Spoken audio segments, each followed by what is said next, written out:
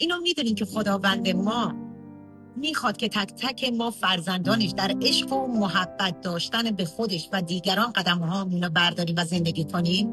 البته دلیل اولش اینه که خدای عشق و محبته، پس یه چیز طبیعیه که میخواد ما هم به شباهت خودش رفتار کنیم و زندگی کنیم.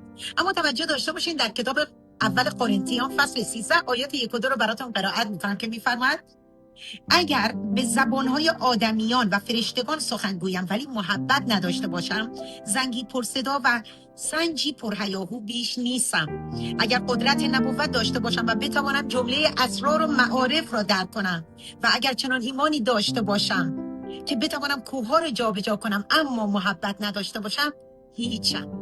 آره عزیزان، دقیقاً همینه.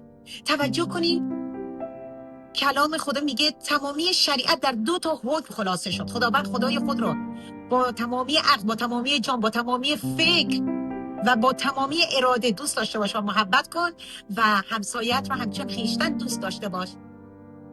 خواهش ازتون میکنم دلتون رو از هر خشم و کینه و عداوت و دشمنی نسبت به همدیگه دور کنین.